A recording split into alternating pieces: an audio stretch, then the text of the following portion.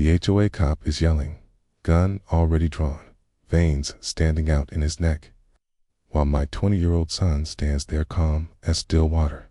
His hands are raised, not from fear, but from calculation. Because what this so-called unicorn of authority doesn't understand is that my boy isn't just stopping by to see his father. He's special forces, and he's fully armed. Yeah, that's my son. You're probably asking yourself how things ever got this far. I moved to the Creek House because I wanted peace. After 30 years of clients, contracts, and constant conflict, I was done. I wanted mornings where the loudest sound was the breeze teasing the wind chimes on my back porch. The house backed up to a slow, silvery stream, shaded by drooping willows and dotted with smooth riverstones. Neighborhood gossip didn't interest me. I kept my lawn trimmed, my grill spotless, and my head down. The neighbors were a strange blend of retirees, hobby gardeners, and former corporate drifters like me. It was quiet, or at least it used to be. I bought into Willow Creek Estates because it wasn't a gated zoo. It was a real mixed community, the kind where no one bothered you unless your magnolia branches brushed the sidewalk. That changed after the HOA got ideas. After the old board president passed away and a fresh batch of clipboard crusaders slithered in, eager to turn our laid-back suburban pocket into a carefully curated time and bubble. That's when they drew the line. Not at noise, not at lawn decor, but at bloodlines. And birthdays. My son Jason started visiting again about a year after his last deployment. He's 20, now built like a linebacker, moves like a predator, speaks like a monk. Quiet kid, always has been. When he first came back, we didn't say much. We grilled by the stream, caught bass, and shared the silence we both needed. Every weekend, like clockwork, he'd roll in, park behind the hydrangeas, sling his duffel over one shoulder like it weighed nothing. He never stayed more than 2 nights. Never caused trouble. Never raised his voice. He helped fix the shed, cooked his absurd protein-packed chili, and sat with me on the porch until the stars showed up. That's when it began. The looks, the whispers. People slowed their pace when he jogged past. Donna, the HOA president's wife, would cross the street, clutching her yappy corgi whenever Jason approached. At first, I figured it was the tattoos, or the size. Jason doesn't look like the neighborhood boys. He looks like someone who's seen things and didn't blink. I underestimated just how small the board's minds had become.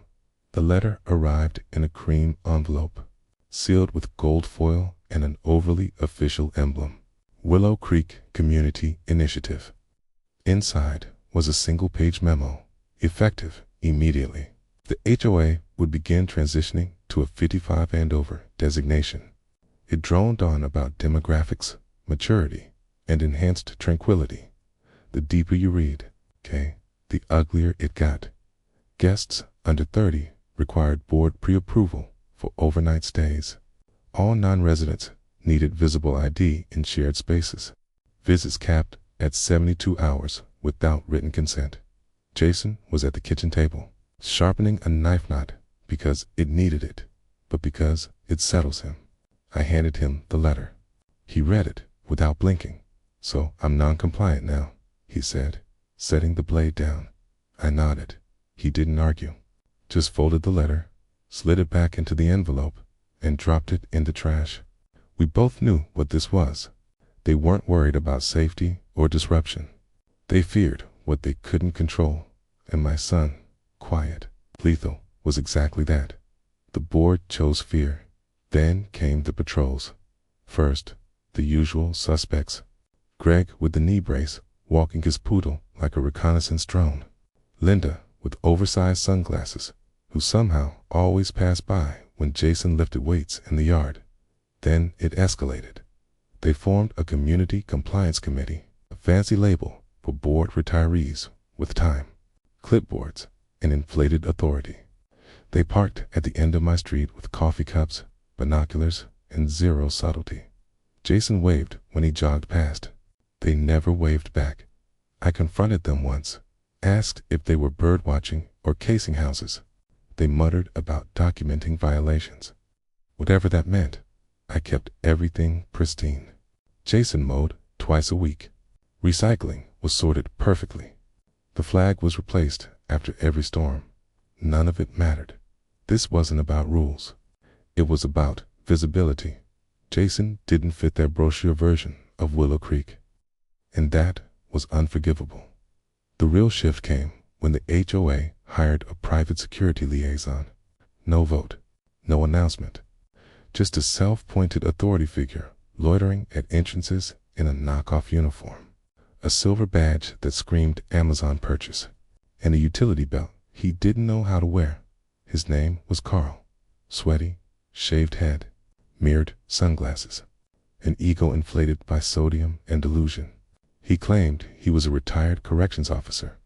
I doubted he'd passed a real physical in his life. The first time Jason met him.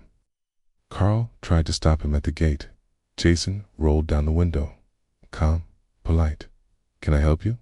Carl demanded ID and an HOA visitor badge. "I'm just going to my dad's house." Jason said. Carl told him he wasn't on the approved list. "Okay, Kath, because we don't follow unconstitutional curfews in this country," Jason replied. Carl didn't like that. He told Jason to park and wait while he radioed it in. Jason waited 3 seconds, then drove through. That's when Carl made it personal. The next weekend, Jason came in early, more alert than usual. "Your new security guy followed me last night," he said calmly. "Blocked my driveway. Said he could detain me. And I asked." Jason shrugged. "Told him to back up or I'd call the sheriff." He did. Carl wasn't finished. He staked out the gate, took photos, made notes, tried to run plates through a buddy who promptly called me, confused and annoyed. Carl started telling neighbors we were under review. Said Jason was known to authorities, implied criminal ties. Jason stopped jogging, started walking the perimeter instead. Then came the incident. Carl blocked me again, Jason said one afternoon. Called me a trespasser. Had a holster. Not empty this time. Did he pull it? No, Jason said. But he wanted to. When I knew this wasn't HOA nonsense anymore. This was about fear, power. Men like Carl pretending at authority because real authority terrifies them. They'd emboldened him, and they had no idea how. Badly, they misjudged their target. Jason had been trained for starred situations far more dangerous than a wannabe cop with a Glock and a grudge. And if they pushed too far, they wouldn't just be breaking rules. They'd be stepping into something far above their pay grade.